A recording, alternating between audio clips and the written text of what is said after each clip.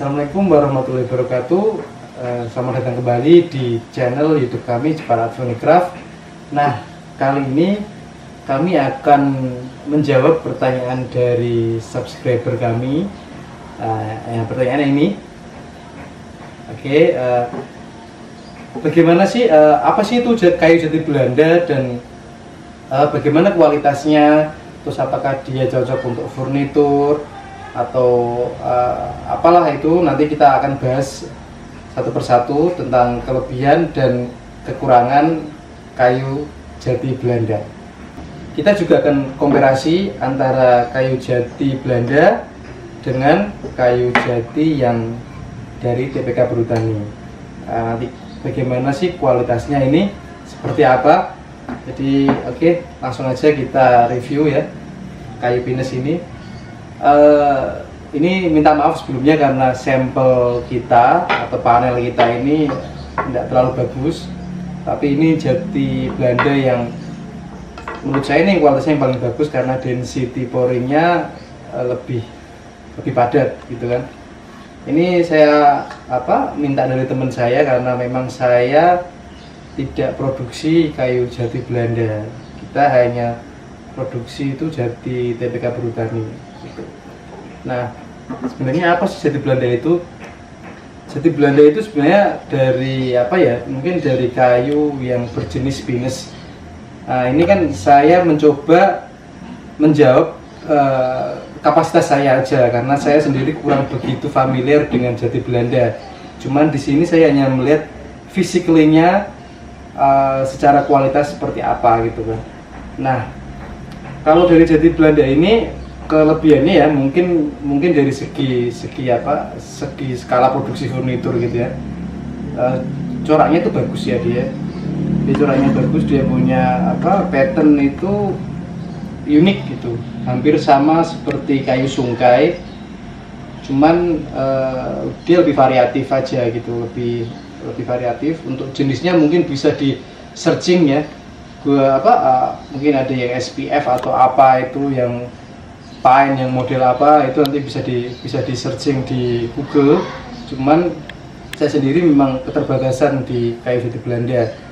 Nah, untuk warna dasarnya sendiri itu ini ya, mungkin yang lebih jelas itu warnanya putih kekuningan, atau mungkin ini seperti kuning gading ya. Jadi beberapa ada yang warnanya putih, ada juga yang warnanya kuning ataupun kuning kecoklatan juga ada. Kalau untuk corak yang dari jati TPK Perhutani itu memang lebih lebih seragam. Ada yang modelnya mulir seperti ini, ada juga yang ya lurus seperti ini. Nah, itu kan. Ini bedanya. Terus apa lagi ya? Mungkin density dari kayu jati Belanda. Kalau density jelas ini kayu yang berongga, jadi dia mungkin medium lah untuk density-nya. Ini masih kalah dengan kayu mahoni ataupun dengan kayu sungkai. Ini dia memang middle, levelnya di bawah kayu mahoni sama sungkai ya. Apalagi kalau jati mungkin cukup jauh perbandingannya gitu. Terus untuk bebannya ringan. Kalau jati Belanda ini atau pinus ini ringan, terus ya karena ringan itu dia mudah dibentuk. Jadi mungkin shaping yang agak melengkung atau apa itu dia mudah dibentuk gitu. Terus untuk pembuatan furniturnya juga cepat. Ini lebih cepat ketimbang kayu jati yang memang kita gergaji aja susah gitu. Kita cukup sulit itu untuk kita gergaji karena memang dia keras, kayu hardwood gitu kan ya. Nah, kalau kayu jati Belanda atau kayu pinus ini itu bukan berasal dari Belanda ya, mungkin ada karena kayu ini sendiri ada yang tipenya itu ex-palet atau dia bekas palet dari impor produk luar negeri. Biasanya itu di Eropa atau di Amerika, yang paling banyak emang di Amerika kayu pinus ini. Tapi memang ada juga yang dia itu dari kita kayu baru misalnya seperti itu.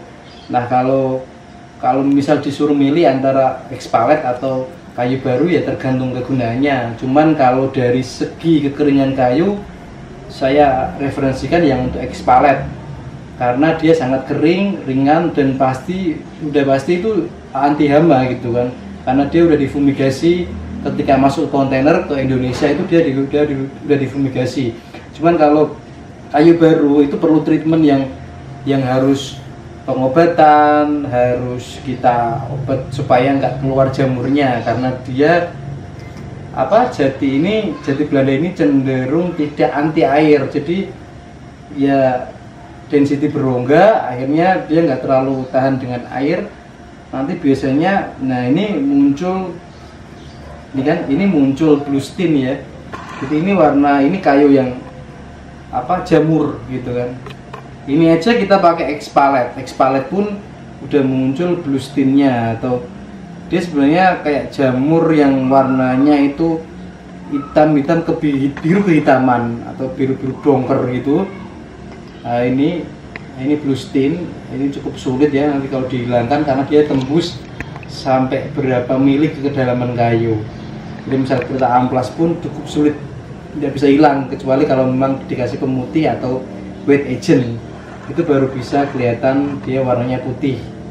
Kalau di Indonesia sendiri itu juga ada sih jati Belanda, tapi dia sifatnya jati yang baru, jati Belanda yang baru. Itu banyak sih, kalau mungkin di Sumatera atau di daerah mana gitu, itu ada yang jual, ada yang produk istilahnya dia penggergajian dari kayu jati Belanda atau pinus.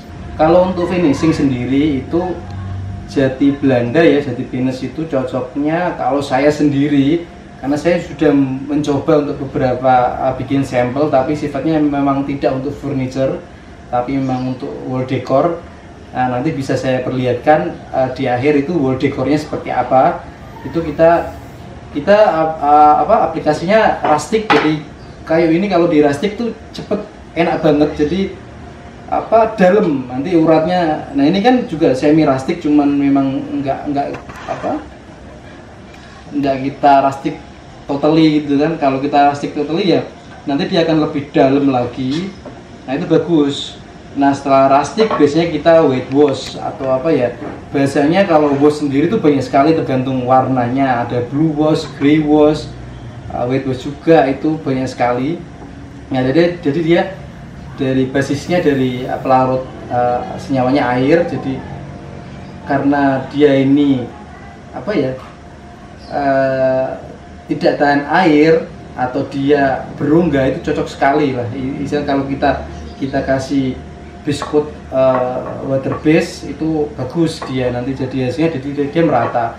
Nanti akan saya berikan videonya itu kan, yang contoh yang dia pakai water base. Nah, kalau kita pakai wood stain atau staining kayu yang warna-warna kayu itu yang bahannya dari thinner atau solvent base, itu dia nanti kalis itu gimana ya, dia nggak bisa ngeresep gitu. Jadi nggak bisa ngeresep lebih banyak gitu kan. Jadi dia nelembong gitu, jadi nggak bisa rata gitu. Artinya memang dia nggak terlalu bagus untuk solvent base, kecuali memang dia solvent base nya itu natural, pakai nitroselulose atau NC yang dari impra atau dari propan, itu bagus juga. Nanti dia tipis banget. Nanti kita akan berikan juga tutorial atau cara finishing yang untuk jati Belanda ini, yang kita pakai wash sama kita pakainya open pore nitroselulose. Nah, kalau di video yang sebelumnya itu kita review jati TPK Perhutani, itu kan saya selalu menyebutkan zat kapur atau alur minyak. Kalau di jati Belanda ini memang nggak ada zat kapurnya gitu kan. Jadi dia habitatnya aja di pegunungan gitu, nggak di tanah tandus seperti di daerah Cepu atau di daerah Pasir Pari. Itu kan lebih atau di tempatnya Pak SBY itu Pacitan, itu kan juga dia tandus, itu bagus untuk jati. Kalau jati pinus atau jati Belanda ini memang nggak punya itu zat kapurnya, jadi dia sangat rawan dimakan eter-eter atau bubuk. Terlebih untuk jati Belanda yang baru, jati Belanda yang ex-palet itu aja masih bisa dihinggapi blue stain atau jamur hitam itu. Nah, kalau kita bandingkan zat kapurnya sendiri dari jati TPK Perhutani, ini ya. Jadi kalau kelihatan banget kalau di kamera itu nanti warna putih yang dia hampir ada di seluruh permukaan. Ini zat kapur. Zat kapur ini kan zat esensi. Nanti kan dia sifatnya memang antibodi kayu. Nanti kalau dia dimakan kayu itu nggak bisa dimakan dimakan rayap atau dimakan hama kayu, nggak bisa, karena memang dia ada kapurnya gitu. Kapurnya kan pahit, jadi nggak mungkin juga dia dimakan gitu. Itu yang membedakan gitu kan. Kalau jati Belanda mah beda gitu. Ini jauh. Dari beban atau mungkin beratnya ini sangat ringan sekali, sangat ringan sekali. Tadi kan udah kita review yang bebannya jati pinus jati Belanda ini. Nah, kalau jati Perhutani ini jauh sekali, ini bebannya sangat berat ini. Terus bagaimana sih aplikasi atau mungkin kalau jati Belanda itu dijadikan furnitur? Ya bisa-bisa aja gitu kan, ini kan juga kayu gitu, itu bisa dijadikan furnitur. Memang kalau jati Belanda mempunyai kelebihan dan kekurangan. Jadi kekurangannya itu memang dari density atau apa.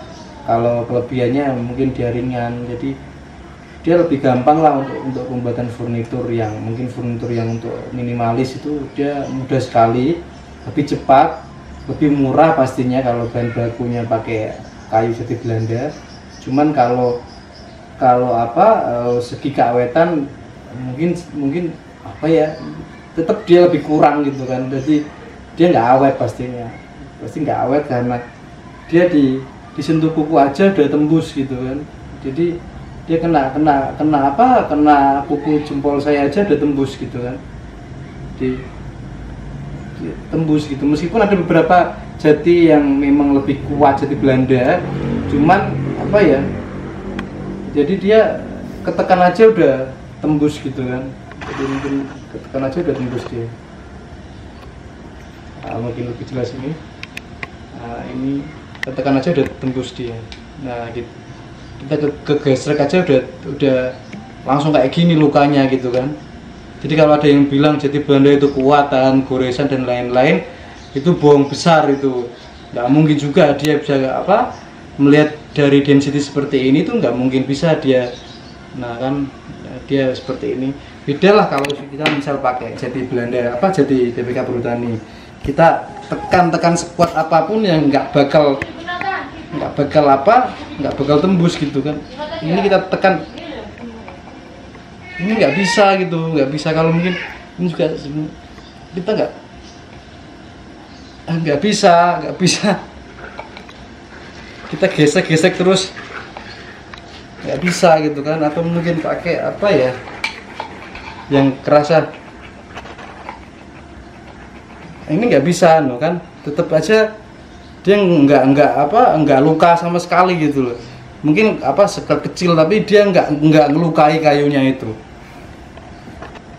Itu tadi ya, jadi kita coba presentasi. Jadi kekuatan dari kayu jati Belanda dan jati TPK Perhutani yang hanya pakai jempol kuku saja itu udah beda.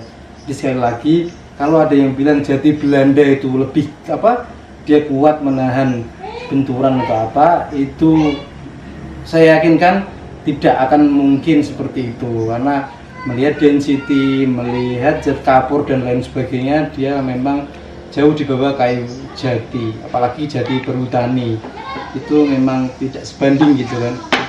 Jadi ini akan jadi edukasi untuk Anda. Jadi, kalau mungkin teman-teman ada yang mau bikin dekorasi atau bikin kerajinan mungkin DIY yang menggunakan jati Belanda, bolehlah, itu bisa model-model bangku kecil, kursi kecil, itu kita masih bisa gitu menggunakan jati Belanda. Tapi kalau untuk skala kita jual dengan janji-janji seperti garansi, kualitas dan lain-lain, saya pikir tidak akan ke arah situ, gitu kan. Apalagi misal kami di Jepara Art Funicraft itu ya mikir misal pakai jati ini, gitu kan. Sangat mikir karena pertaruhan nama baik ini. Kalau saya bilang ini jadi Belanda, ini jadi Belanda, saya bilang jadi TPK Perhutani, wah nanti repot lagi gitu. Ya kalau kita melihat kualitas ya tentu melihat harga. Jelas kalau mungkin ada yang jual kayak misal kursi kafe itu kan yang sering sekali pakai ini. Jadi kita juga sebenarnya produksi juga kursi kafe atau meja-meja kafe itu kan kita pakainya memang nggak bisa kita turunkan grade-nya. Kita bisa menurunkan grade-nya mungkin dari jati ke mahoni atau ke sungkai. Tapi kalau kita turunkan dengan kualitas sungkai atau mahoni pun pakai di compare dengan harga jati Belanda pun kita jelas nggak bisa ngikutin harganya, karena harus realistis melihat dari kualitas kayu yang digunakan. Oke, tadi review ya tentang jati Belanda atau jati pinus atau jati jati X-Palette atau jati apa itu kita udah review. Semoga review tadi menjawab pertanyaan teman-teman yang menanyakan seputar apa itu jati Belanda, bagaimana kualitasnya, bagaimana aplikatornya, bagaimana finishingnya, terus bagaimana density-nya, atau ke furnitur itu seperti apa nanti, harganya seperti apa. Itu semoga dapat menjawab. Stay at home di masa penyebaran virus corona seperti ini. Kami Jepara Art Funicraft meminta teman-teman untuk tetap berada di rumah, ikuti anjuran pemerintah, cuci tangan, pakai masker, jangan lupa itu selalu setiap saat habis aktivitas di luar kita cuci tangan. Kalaupun tidak ada aktivitas atau tidak ada urgensi yang harus kita keluar rumah, mohon untuk stay at home aja. Jangan lupa subscribe di YouTube Jepara Art Funicraft, nanti gratis kok itu subscribe. Jadi kalau subscribe kan kita nanti lebih semangat untuk bikin video lagi tentang woodworking atau seputar mebel Jepara, perkembangan mebel di Jepara, atau mungkin finishing jenis kayu apa lagi yang harus kita review. Nah, itu silakan nanti tanyakan di kolom komentar. Nanti kita akan bikin videonya, kita akan jawab sebisanya kami untuk menjawab. Nah, jika teman-teman mungkin bapak atau ibu yang berkenan atau mencari furnitur yang berkualitas, ini silakan Anda langsung WhatsApp aja di 0823 23 303 666 atau mungkin langsung ke website di www.jeparaartfunicraft.co.id. Nanti kami sertakan juga website, nomor WA di artikel video di bawah ini gitu. Oke, stay healthy. Terima kasih. Assalamualaikum warahmatullahi wabarakatuh.